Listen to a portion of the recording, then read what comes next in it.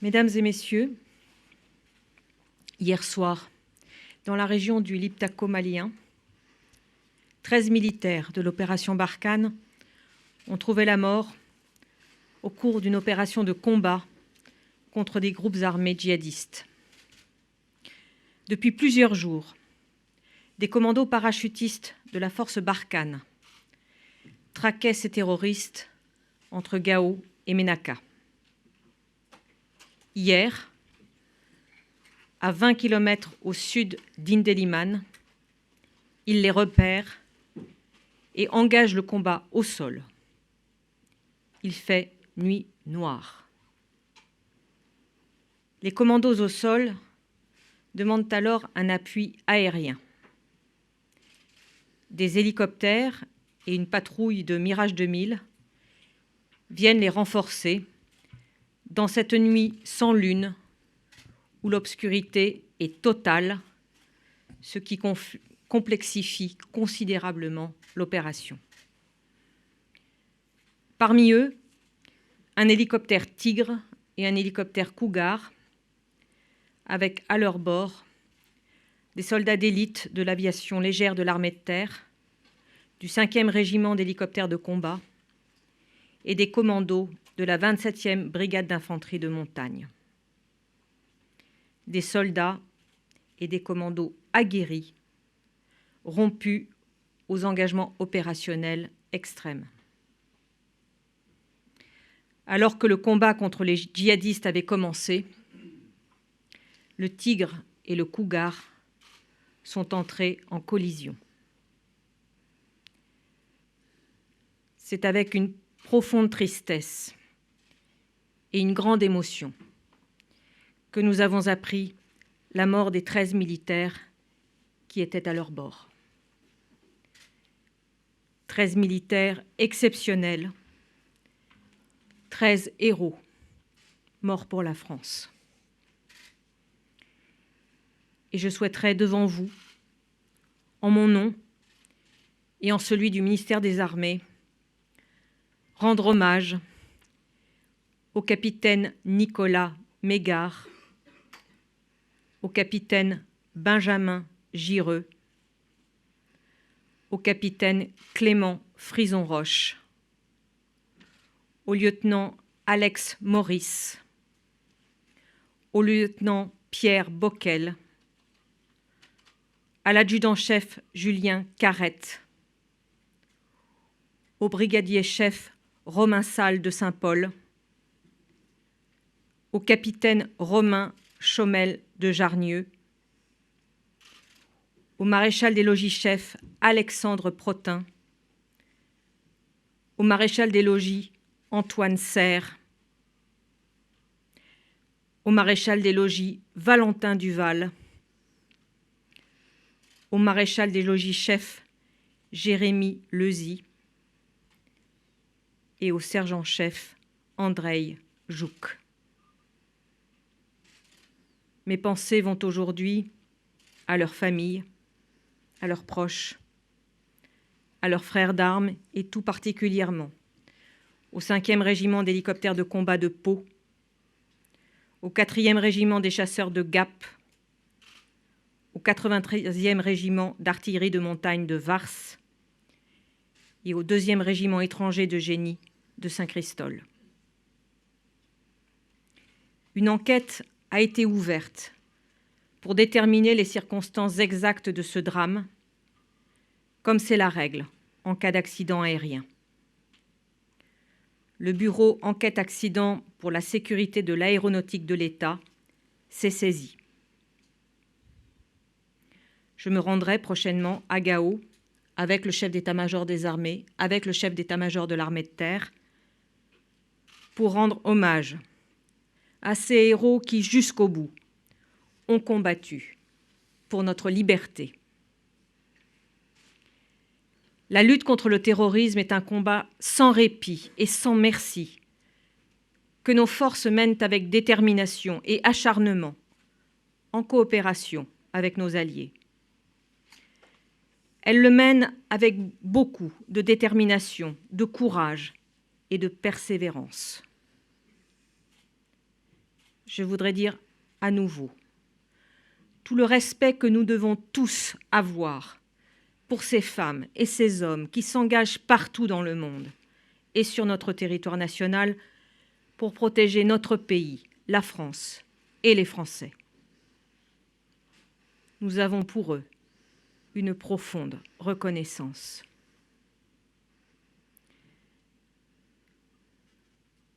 Nous combattons aux côtés de nos partenaires et frères d'armes maliens, nigériens, burkinabés, pour ensemble rendre à ces pays la paix et la stabilité auxquelles leur population aspire.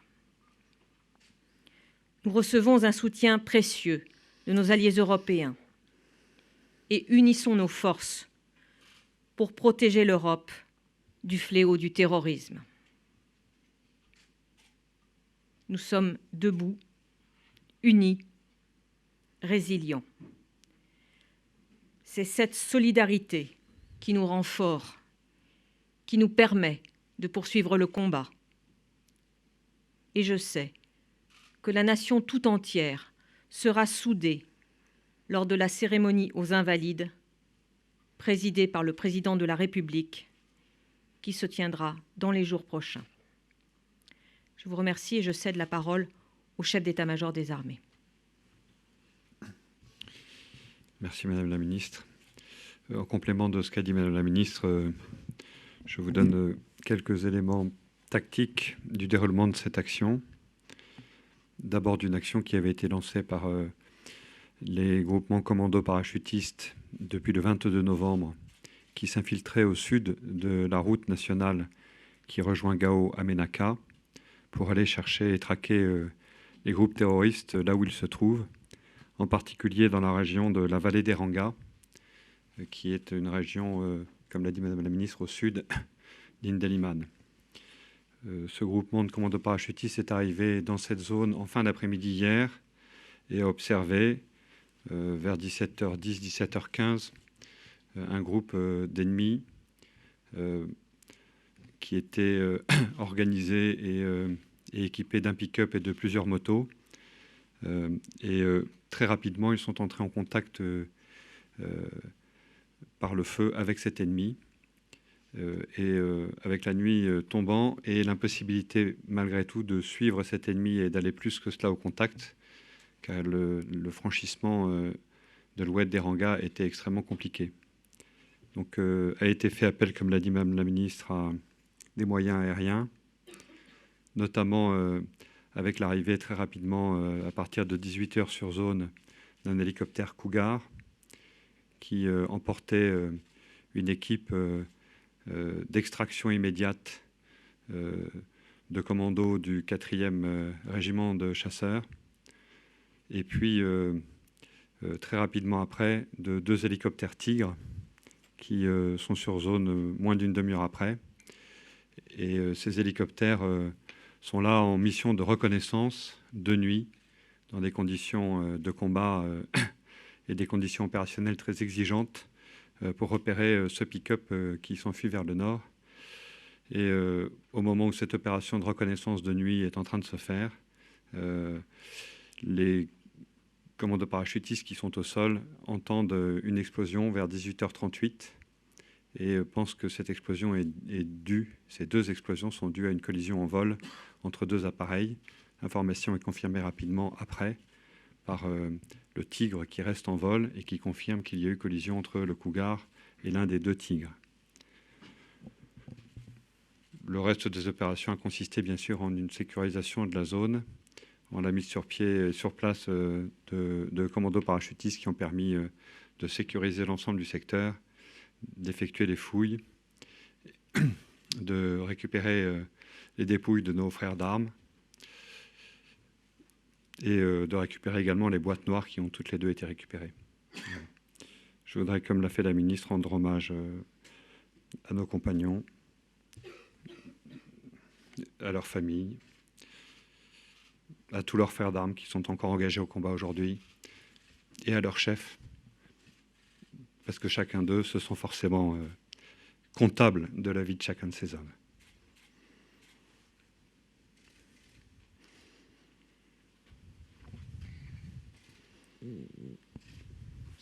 maintenant à votre disposition pour prendre 2 ou 3 questions, sachant que nous ne pourrons pas aller au-delà, car, comme vous le savez sans doute, un hommage et une minute de silence seront réalisés à l'Assemblée nationale à 15 heures. Bonjour Madame la Ministre, Sophie Dupont pour Quotidien. Vous êtes la ministre des Armées. Comment vous avez appris la disparition de ces 13 militaires au Mali? Comment on le vit quand on est ministre des Armées à la tête de ces troupes et qu'on doit faire face à ce genre d'annonces? Et enfin, j'ai une dernière question. L'intervention au Mali a été lancée en 2013 par François Hollande. Qu'est-ce que vous dites aujourd'hui aux Français qui se posent la question du maintien de la présence des troupes militaires françaises sur ce territoire, aujourd'hui, 6 ans plus tard? Merci. Je voudrais d'abord dire que ce qui importe, ce qui nous importe en ce moment, c'est ce que ressentent les familles, les proches, les frères d'armes qui sont encore au combat pour certains, des 13 militaires qui ont été tués et qui sont morts pour la France. Ce que je ressens, c'est exactement ce que le chef d'état-major des armées a dit à l'instant. Lui comme moi comme lui, nous nous sentons charge d'âme et leurs chefs se sentent charge d'âme. Pour le reste, vous comprendrez que l'heure n'est pas au questionnement sur le bien fondé ou pas de cette opération, l'heure est au recueillement.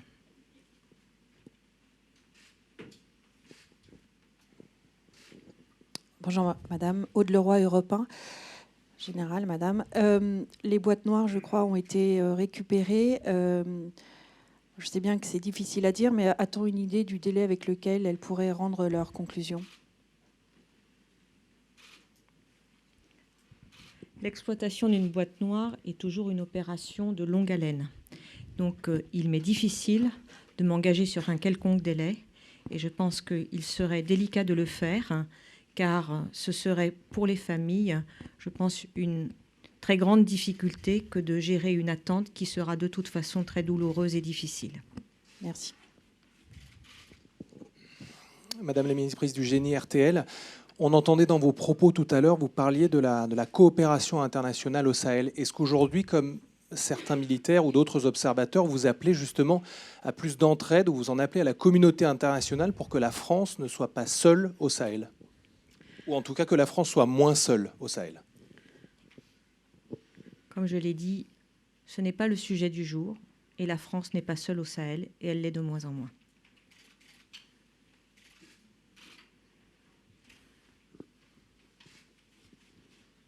Bonjour, Claire Parker avec l'Associated Press. L'opération, c'était contre quel groupe djihadiste en particulier? Est-ce que vous pouvez partager cette information?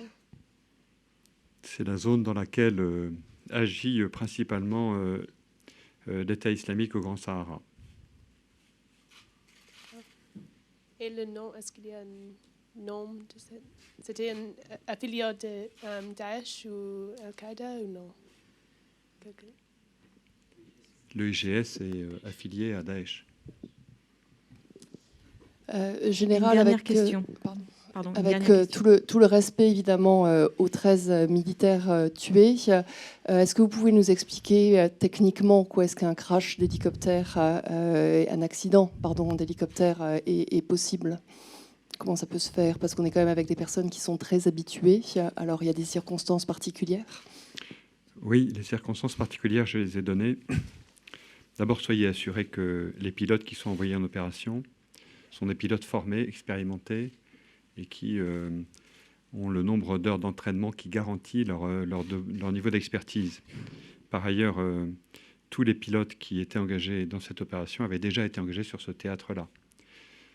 Ensuite, il s'agit d'une opération difficile par nuit noire, nuit de niveau 5, dans des conditions de combat.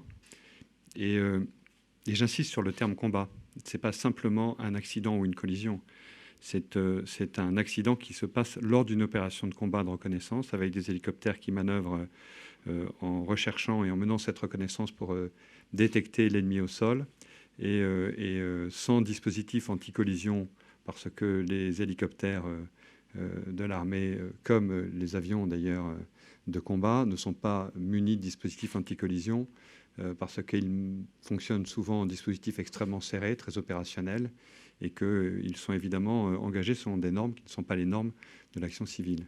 Donc ce qui explique un accident de cette nature-là, d'abord je ne peux pas le dire parce que tant que les résultats de l'enquête et tant que les boîtes noires n'ont pas été exploitées et que les résultats de l'enquête ne sont pas connus, c'est difficile de le dire. Ce qu'on peut simplement dire, c'est que c'est dans des conditions opérationnelles exigeantes, par nuit noire et dans une opération de combat. Ce qui explique évidemment que ça n'est pas un accident ordinaire. Bien. Je crois que nous pouvons maintenant peut-être mettre un terme à ce premier échange. Naturellement, il y aura de nombreuses autres occasions de revenir sur ce drame. Et je vous remercie de votre présence et de votre attention.